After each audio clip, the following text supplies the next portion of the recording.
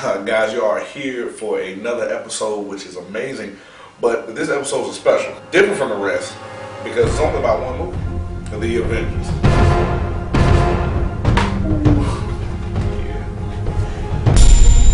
Get ready, guys. All right, guys. Ryan Reviews, welcome back. Just to be honest with you, there's nothing more exciting than talking about this movie. The Avengers is, lack of a better word, a perfect flick. And I know that sounds a little ridiculous. I know that can be a little off-putting because people like perfect flicks, so on and so forth. Ryan, you say it all the time about movies you just see, that's the best film you've ever seen. No, this really was the best superhero flick I've ever seen. Now, hold on, everybody might be like, well, what about Batman movies? I don't consider The Dark Knight Rises, but I don't consider Batman Begins, Dark Knight, any of the Christopher Nolan Batman movies to be superhero movies. I consider them to be thrillers, you know what I mean, action thrillers. Just because of how they're made, just because of how Christopher Nolan went about it. It's the same way as V for Vendetta. Do you consider V for Vendetta a superhero movie? I don't. I mean, basically it's pretty much the same thing. A mass crusader that's pretty much kicking butt and showing the people, you know, what it is when injustice rears its ugly head. I don't consider V for Vendetta a superhero movie, and I don't consider Batman, the Christopher Nolan Batmans, to be superhero movies. But The Avengers is a perfect flick, and I mean perfect. It was funny. It was on time. It was lengthy, but it wasn't long. You know, you sit in a movie theater and you check your watch every 45 minutes because a chunk of your life is literally being taken away from you. It wasn't like that. It was 2:25, and it didn't feel long. It felt like a lengthy flick. But that was good though because it was so funny.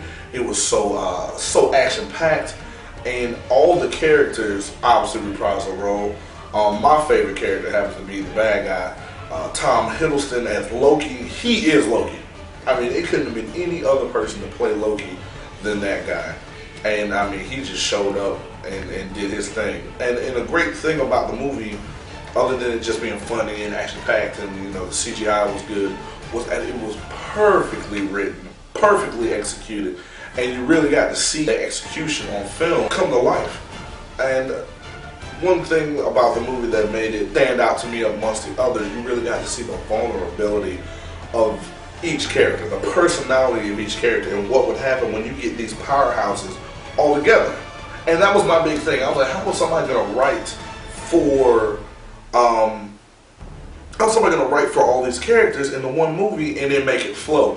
And they did. And when they got together, all these personalities came together, they clashed, and that was the best thing. It wasn't like, hey, Captain America, what's up, man? You know, they just got up and just went and fought bad guys. No, I mean, they had issues with each other, and that gave the movie substance. And when it came down to the non-superhero heroes of the Avengers, Black Widow and Hawkeye, you know, they threw in a little twist with Hawkeye. They made Black Widow the female James Bond. I hope she has her own movie coming up because Black Widow deserves it. The more you watch, I've seen it twice, and the second time around, you really get to appreciate Scarlett Johansson as the Black Widow and how she was just forming webs of deception. And I mean, that's the perfect thing for the Black Widow. I mean, she kills her prey but sets them up first for the downfall, makes them look stupid on the way down, and that was great. And you really got to see, the Captain America movie was good, but you really got to see in this movie why Captain America is the first Avenger and why he's the leader of the squad. You know what I mean? Not the billionaire, not the crazy green Hulk, but Captain America had his head on tight at all times. He was like, hey, Iron Man, you up here. Hey, Thor, you knock that out real quick. Hulk, you do what you do. And it was just perfectly executed. And speaking of the Hulk, Mark Ruffalo as the Hulk is the best Hulk. I hear he got signed on for a couple more appearances as the Hulk, like 6 more movies. Not 6 more Hulk movies, but just 6 movies with him in it as the Hulk. And that is the bomb because Mark Ruffalo was Eric Banner. And when they turned him into the Hulk, it was the Hulk. He was the best looking and the best acting. He was like a monkey running around throwing folks in the walls and dropping folks off, breaking them in half and tossing them around. And there's a really funny part when him and Loki get together in the movie. Look for that part. You can't miss it, but look for that part because it's one of my favorite parts of the movie. Definitely, guys, this movie is completely worth your money. Whether it's IMAX money, whether it's 3D, regular 3D money, or whether it's 2D money, go see this movie, because if you don't, you're missing out. And you're missing out big. This movie gets 5 out of 5 crowns. If I had a star system, it get 10 out of 10 stars. I mean, it is just amazing, guys. Please go see this movie. It is worth it. Like I said, you really pay attention to the script. Really pay attention to the different characters and how they act with each other, how they intertwine, and how they tangle, and how they move, because it's just perfect. Special thing at the end. If you stay probably like 3 more minutes into the credits, you'll see another ending. There definitely will be a Avengers 2, which I'm kind of scared of, because how they gonna make a better movie than that? How you gonna make a better movie than the first one?